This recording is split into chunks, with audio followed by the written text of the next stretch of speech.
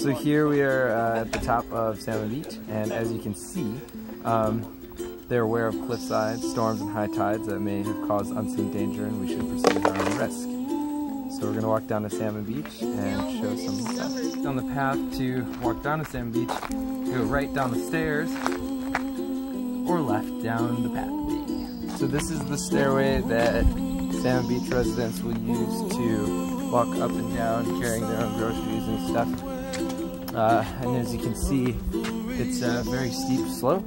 Those are houses all the way down there. And as we know, gravity being the primary culprit in driving down slope movements and causing landslides. And you can see how sandy some of the sediment is, which is indicative of landslide prone areas with loose sediment. So we're going to keep on walking. So from here, I'm looking down at the boardwalk and the houses of Salmon Beach, and we can see that this slope looks like it has a lot of young vegetation, nothing that has really taken root to anchor it down. Possibly a previous landslide, a landslide has previously occurred here perhaps.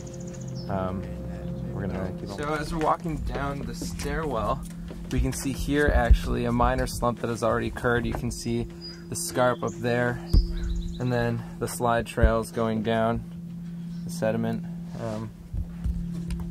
You can see the roots that are exposed, and some things have started to regrow there, so it might have happened last year, 2 years ago or something.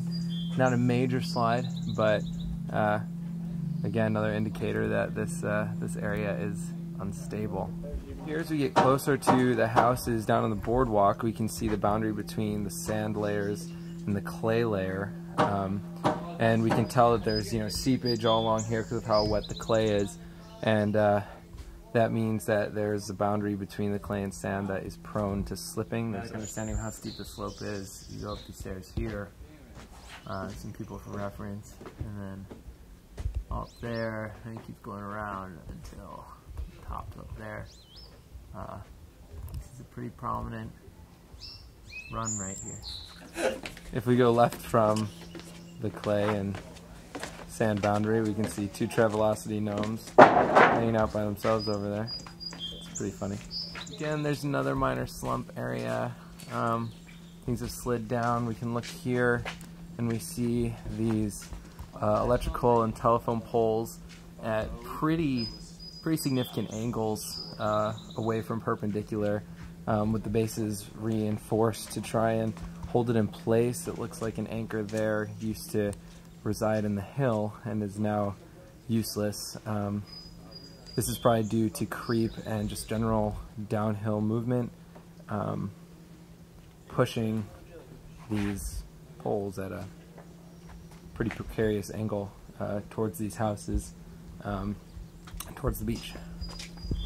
This is another place where a landslide looks like it previously could have occurred.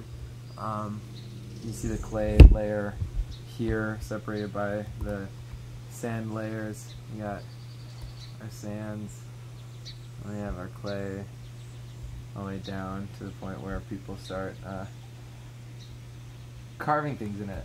Hey, there's Kent. Anyone from Kent? Example of seepage. We have water trickling down from these rocks, feeding this little spring here. That then makes its way out to the ocean, which is behind me, and, well, through the house that I just stared at. So as you can see here, my buddy Broderick is demonstrating liquefaction by stomping the ground in this, stomping the sediment in the soggy ground in the surf. You can see how the feet are sinking lower and lower into the earth. And imagine if an earthquake struck and all of a sudden all these stilts that all the houses are built upon start pounding into the ground. They'd be gobbled up by all this loose sediment. And it's another thing that these houses, which are decent sized houses built on silts, they have to worry about in the event of a seismic event. And you can, if I go here, you can see that all the houses in Salmon Beach are built the same way, all the way down. It's a neat design, pretty dangerous. A sideways view of Salmon Beach, so you kind of get an idea of how far the community extends. See stilts all the way down. You can see over there an area that looks like it could have been affected by a landslide previously. And do some investigating work to find out where the 1949 and 2001 landslides occurred. The thing that these residents here at Salmon Beach have to keep in mind is that they're living on the ocean, quite literally. And we can look and we see the high tide line on those stilts right there, and they're not much, it's not that far into their house. You know, it's low tide right now, and you can see where the algae stops up the rocks. This is that is what marks the high versus low tide, and that's on a normal day. If there's any tsunamis coming in, they are completely prone to both the impact of tsunami damaging their property as well as flooding that would occur inside their houses. Pretty beautiful view though, and they're aware of it. Across the way it looks like that's landslide road, wouldn't you say? I'd say. Possibly one of the best examples of a slip face I could find. You can see the very clear distinction between the sediment layers between the clay and the sand. And we can see, you know, trees that have fallen in past gravity-driven events. This is great, scary stuff.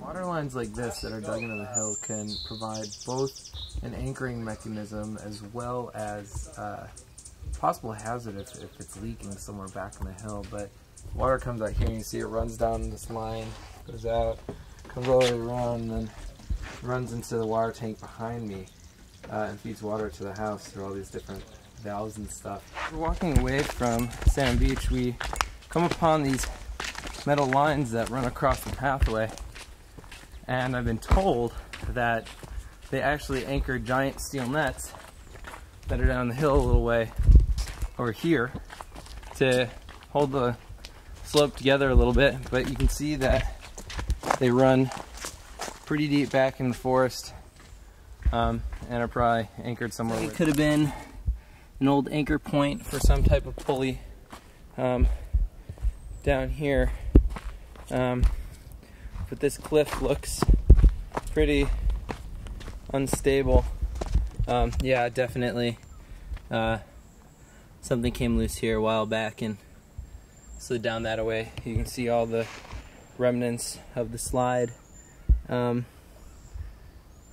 the loose sediment revealing all the roots and everything.